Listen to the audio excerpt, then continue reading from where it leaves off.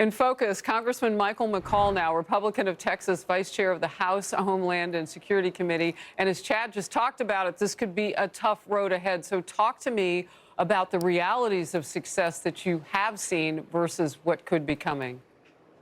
Well, we have no choice. We have to succeed. We have the trifecta that we have to pass what was a mandate of the American people in the last election, particularly what we're doing right now in the committee that I've chaired and now I'm the vice chair, the Homeland Security Committee. We are going to pass a massive bill that, not new laws, we don't need the new laws, what we need are the resources to bear down on the border, to secure it and stop these dangerous, violent people from coming in, but also, Harris, to deport these dangerous, violent criminals that we've seen.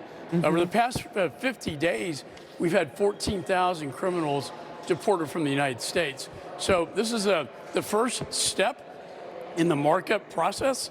I do believe, I'm an eternal optimist, that we are going to come together, House and Senate, and we're going to get this thing done. Wow, I had not heard that exact count, 14,000 in so few days. You know, we get it pretty much daily now, and we certainly know that hundreds were picked up in Colorado at one sweep over the weekend. So talk to me about marking up this bill and what that looks like in committee for you and what you think people can expect.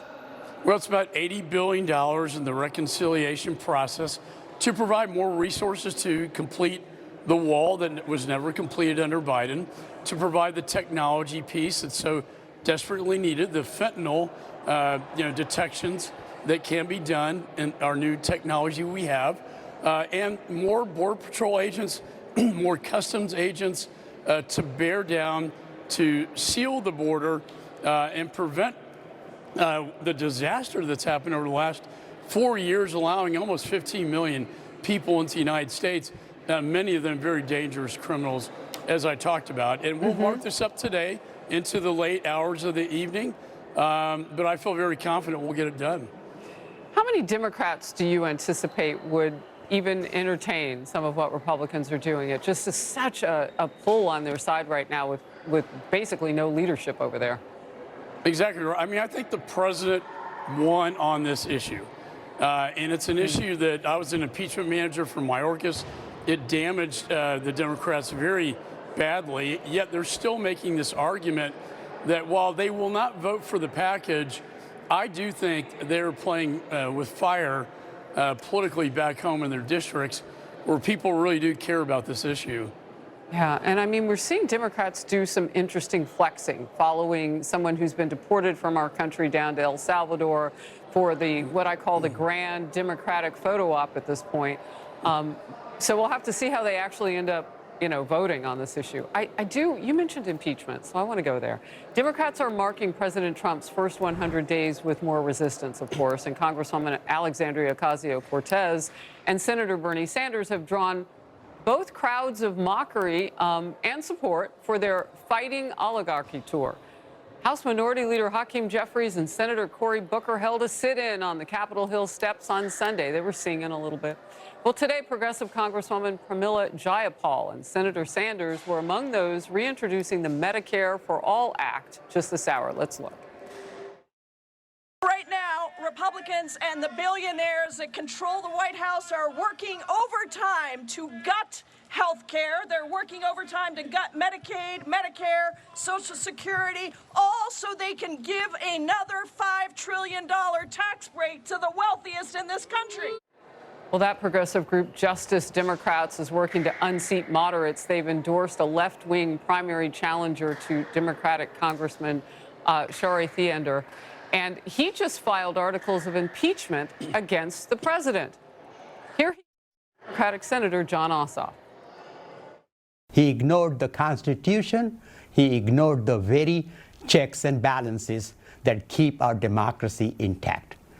This isn't an isolated incident. It's part of a dangerous, deliberate pattern. That's why today I introduced a resolution to impeach Donald J. Trump. There is no doubt that this president's conduct has already exceeded any prior standard for impeachment. Well, there is no doubt they are out of ideas. Congressman?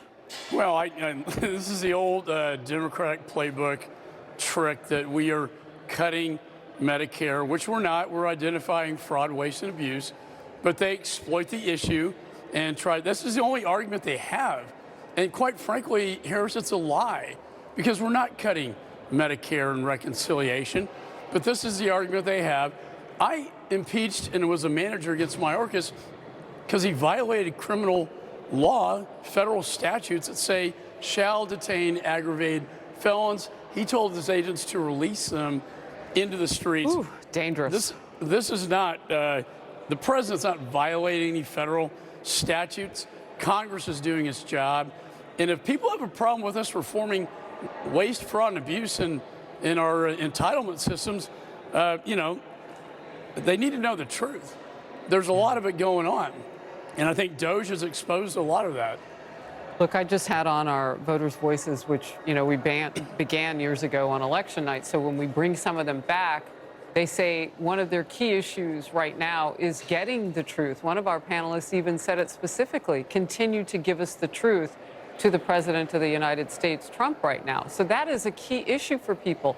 They know they were bamboozled, lied to, and manipulated about Biden's, really his whole mental state now. We're finding that out. So what you speak is so true. Glad to have you today, Congressman. Thank you. Always. Thanks, Harris. Thanks for having me.